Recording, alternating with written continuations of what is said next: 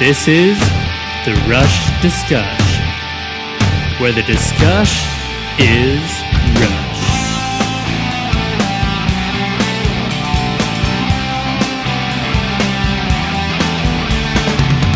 All right, welcome to week 4 of the least popular bracket. Today we will be battling out Double Agent from Counterparts and Spindrift from Snakes and Arrows. So now this pairing, I think it's interesting that both Julianne and I had the same thought about this pairing in that we both have no idea what one we're going to pick. Both of these, we both enjoy for different reasons. And at least for me, I think of them as pretty equal.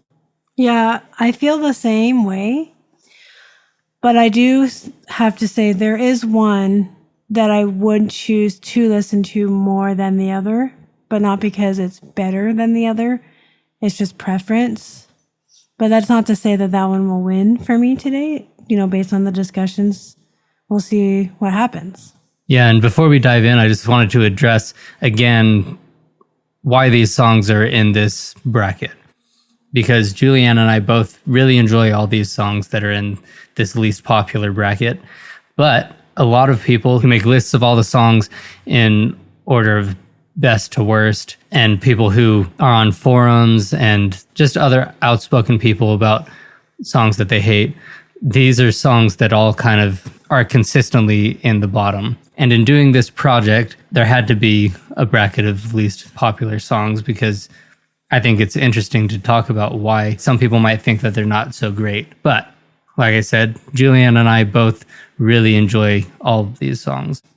We've talked about this where we've actually found that discussing the least popular bracket songs, we've had a lot more fun doing so because it's songs that we may not listen to every single day, but still really like. And this brought up really fun discussions. So definitely we love all these songs. And yet one will be chosen today. We'll see what it is. Yeah, and before we dive into Double Agent, just to give people listening an idea of the kind of stuff that people say about these songs that they feel are so bad, a lot of times it hinges on one choice or another. Like for Double Agent, oh, it would have been so good if they hadn't included talking bits.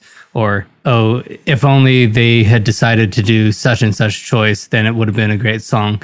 And I think that's the trap that people fall into is they have these ideas of what they feel like would make a great song rather than appreciating what Rush thinks would make a great song and opening their minds up to that idea. And obviously, even if after doing that and you accept that this is Rush's vision and you give it a fair shake and then you still end up saying, oh, well, I don't really care for this. Obviously, it's all preference in the end. But I think it's a little silly when people say, oh, well, they should have changed this and then it would have been a good song. Because obviously they thought it was a good song themselves when they put it out. So you're going to play the intro of Double Agent? Yes, Julianne, I am. Oh my gosh.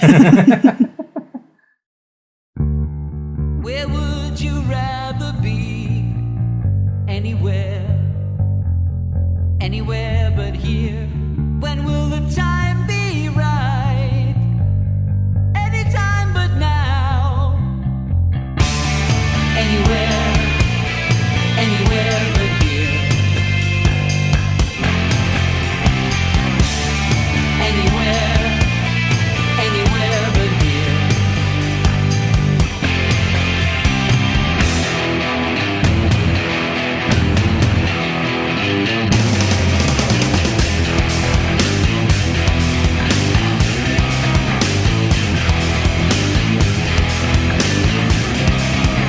Edge of sleep, I was drifting for half the night, anxious and restless, pressed down by the darkness. So yeah, we had to let that one play a little bit longer so you could see what we were talking about with the talking bits. But yeah, this is an interesting song, I think, because it starts off one way and then completely goes in an absolutely unexpected direction. What I'm realizing about the beginning that I don't think I noticed before is it's like a Getty solo in the beginning of him playing bass and singing that lone line. I think that's a really cool choice and intro, and then it completely fills in and changes. Like Adam said, it completely changes after that intro, and then all of a sudden there's talking, and you're like, wait, where is this going? Yeah, it's another good example of them text painting, because the text of this song is very much disorienting. It's about trying to figure out what's real, what's not, how to move forward. There are a lot of themes that are explored in this song that it's really easy to identify with if you've ever been super stressed out or had to make a huge decision, and you always have this weight on your mind thinking, am I doing the right thing, or am I letting what I want influence this decision, or am I just going crazy? And this song really encapsulates that way of thinking. And I don't know for sure why the talking was chosen, but I think it is a good choice for this song because it really helps widen the gap between the sane and the insane, and just giving that kind of duality of the, like the title implies, that sometimes we are double agents in our own lives. Yeah, I have mixed feelings about the spoken part, because part of me, whenever this song comes on, I'm like, oh, this intro's so good. I love this song. And then the talking part comes and I'm like, oh yeah, wait, I'm listening to Double Agent. And like, I don't always want to listen to it, and I'm kind of like, eh. But then other times I'm like, oh, this is sweet. And I like super dive into the text, and I really appreciate the spoken part. And so it really depends on my mood for this song. And and sometimes it kind of, I don't know how to explain. It gives me the vibe of like haunted house, like an animatronic something is speaking this in the background. I have no idea if that makes sense, but that's the vibe that I get when I hear it. That's the same kind of vibe I get. I think what does it for me is the lyric wilderness of mirrors. And so then I always get funhouse imagery and just kind of that thought that what you're going into isn't going to be what it seems. And another interesting thing for both of these songs that I wasn't expecting when I paired these up is that musically they're very similar, as far as they'll have these very melodic bits, and then they'll just have like this grinding guitar, and almost, well, like in Spindrift, there's no speaking parts, but there are definitely parts that seem a little bit more close to chanting. Right. Yeah, definitely agree with that. And listening to Double Agent again today, just noticing that grinding guitar solo that I don't think I've noticed as closely or paid as much attention to. I never really paid attention to it before, but it really adds to the entire mood, and it adds to the mood and the vibe of the song really well. And I wonder, do you know if the guitar solo is a part of why people also don't like this song? They just don't like that kind of sound? You know, I have no idea why people really don't like this song. I'm sure there are a lot of reasons, but I will admit it is one that took me a little bit to warm up to. That's fair. Just because of the oddness of it, because it is just like any sort of jarring choice in art. You're not going to immediately know what in the world you're looking at or experiencing.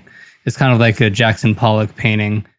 If you don't understand where he was coming from, what the point of it is, then you're going to have the reaction that most people do of, oh wow, a toddler could have done this and it would have been the same.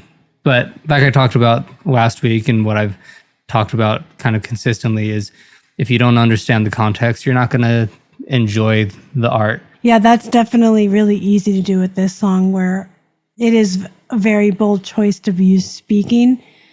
And that can be really easy to turn people off and be like, oh, never mind, I don't want to listen to this one at all. But I think it really does add to the whole idea of it. And like I said, I do need to be in the mood for it. But there are other parts of this song that I'm always in the mood for, like that beginning bit. I just love the lyrics. I love the hollowness of it almost, because it's just Getty. And I think that's really cool. Yeah, I think this song is kind of like the equivalent of film noir for me, where that style is very appealing to me if I'm in the right mood. But this definitely gives off that same sort of feel. I think it almost feels like a tribute to the film noir aesthetic, where, at least in my mind, I always picture a guy walking in the rain, trench coat, fedora tipped over his eyes, just kind of... Fedora or trilby, Adam? Fedora. Just kidding. You can cut that out.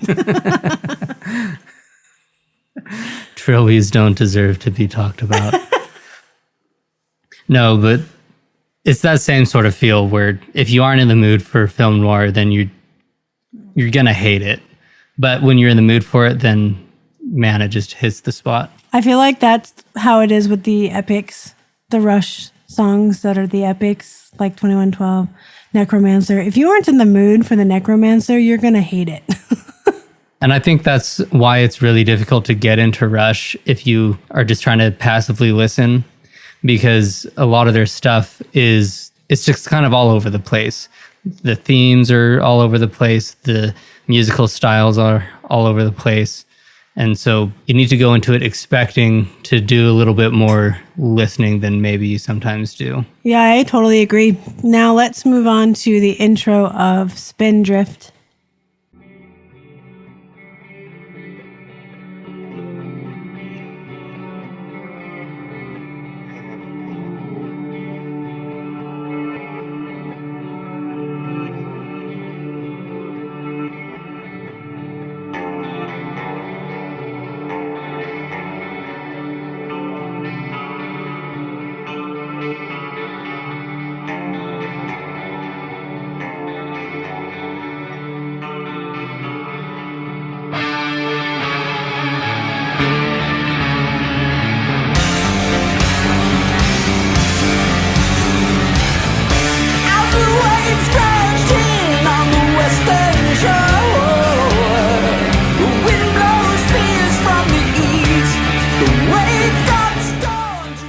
So that one has a pretty long intro. We didn't even get to the different kind of music that it changes into. I think what we did play gives you enough of an idea of the kind of feel of that song, because I feel like that is a complaint that people have about this song, is that vibe in the intro is kind of where it always goes back to, and it stays there for a lot of the song. And this song is only about 5 minutes long, but sometimes it feels like it's a lot longer, especially because towards the end, there's this part where it feels like it's finished, and then it comes back, and then they have this extended outro. Yeah, it does repeat itself quite a bit at the end, which I love. I love that bit of it. I like how it's really driving the point of what it's saying. I think it's repeated on purpose because the question that it's asking is so profound and so important.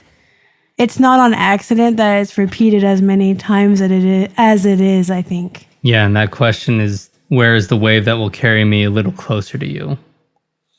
Because the whole concept of this song is, it's phrased like a lover's quarrel. And Neil talks about this in the essay that he wrote to go along with the Snakes and Arrows tour. But he framed it as a lover's quarrel, but instead of the person talking to their significant other, they're talking to the world at large, and in particular, the big portion of the world that doesn't see things the way that you do. Well, and also what am I supposed to say? Where are the words to answer you when you talk that way? Repeating that as well, I think, is huge. Yeah, and so there are a lot of themes in this song that are hit upon, a lot of things that you can think about, but in particular, especially from the first lyrics, as the waves crash in on the western shore, the wind blows fierce from the east, the wave top's torn into a flying spindrift. I think there's a bit of that referencing the fight between Eastern and Western philosophies, and kind of the mentality that's been so prevalent for the past 20 years of that it's Western extremism versus Eastern extremism. And kind of thinking, how can we get to a point where there is an open dialogue? Because like he brings up, what am I supposed to say? Where are the words to answer you when you talk that way? Words that fly against the wind and waves. So it's kind of exploring that whole hopeless situation that it feels like sometimes. But it's a really layered song, and the lyrics are really great. But I think sometimes the music of it stretches it out a little bit, and I think that can be a complaint that people have. The common complaint in a lot of music is that people don't like dissonance. And there's a lot of dissonance in this song. From the get-go, that half step in the guitar, and then it just gets more and more, I like to use the word crunchy, crunchy in those harmonies, and it's minor, and it's not, quote, pretty sounding, but I think it sounds awesome. Yeah, and if you listen to the bass in the intro and then throughout the song, he is being dissonant. He has a little bit more dissonance against the guitar. And so it's giving you that baseline uneasiness that the subject is feeling in these lyrics. And I also love the drum fills in this song. They're scattered throughout. I can't think of a specific spot, but there's pauses throughout that the drums fill in that I absolutely love. There's so much about the music of this song that I'll listen to all day long. I really, really like this song. Yeah, there's one in particular that just is super cool to me because it's like an extension, like it feels like they're adding a beat or even almost like a beat and a half. It just feels like Neil is just pushing with his drum fill, and then the band falls and hits at the resolution of that fill. Yes, I know exactly what you're talking about. I was one of my favorite things I was just hearing, listening to it again earlier. I think for me, the trouble with both of these songs is with as many cool things are in them, for whatever reason, the music choices that they made make it really easy for me to just kind of tune out of it. It makes it really easy to just stop paying attention to it and get distracted with other things. I feel that way more so with Double Agent than Spindrift. I actually love every bit of Spindrift, and I never feel that way. When I'm listening to that one, I'm always really engaged and really enjoying it. But definitely with Double Agents, I can get behind that kind of an idea. I think it's just a difficulty of the kind of music that was being explored in Double Agent. It's easier to tune out speaking, and it's easier to tune out really repetitive things, which the backing music for the speaking parts is extremely repetitive. But it is all with a purpose, and it's brilliant text painting, like I said before. Now comes the decision, Double Agent or Spindrift. I feel like I didn't know going in, but I think after the discussion, I'm really leaning towards Spindrift. If I only had to choose one to keep listening to, I'd want to listen to Spindrift more than I'd want to listen to Double Agent, even though I love both. Even though I do kind of tune out of Spindrift by the end of it, because for me, the extended feel of that last bit can get a little bit much for me.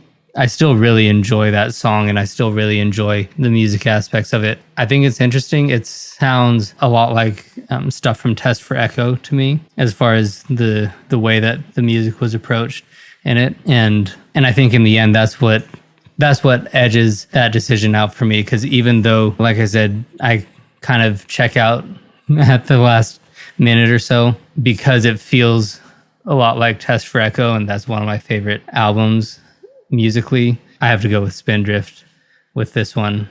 But Double Agent is one that I will periodically choose to start my rush listening on, because it is such a quirky little film noir-esque song. And like I said, when you're in the mood for that, then this song hits perfectly for that. But if I could never listen to it again, I wouldn't be as torn up as if I could never listen to Spindrift again. Yeah, I totally agree. I think that's a pretty solid decision for this week. We've been really enjoying all the comments that you guys make and the decisions that you would have made and how you feel passionate, sometimes completely opposite from what we feel. And I think that's awesome, because that's the whole point, that you guys can choose your own bracket. So keep the comments coming. We are loving seeing everyone's experiences with this project and with the Rush songs, and hope that it inspires you to be able to revisit some maybe. Yeah, and so I'm sure you've noticed that this episode is a little shorter than some of our others. And the past few episodes, the quality hasn't been up to the standard that I want them to be. But we can't let you in on all the stuff that's going on right now. But when we're able to, we'll give you the update. But just know that we've got a lot of crazy stuff going on our end that makes it a little hard to keep up with all of these episodes, but we want to make sure that we're still being consistent at the very least in getting these out. But just know that when everything gets sorted, we'll be able to dive a little bit deeper into all these songs. And by the time we hit those big epics, we'll be right where we want to be as far as getting you the deep discussions that we hope to be able to bring to you guys. Yeah, so thanks for bearing with us. And as we go through a lot of transitions in our personal life right now, thanks for tuning in, and we can't wait to hear from you guys and comments and messages. And we will catch you next week as we discuss the big wheel versus good news first.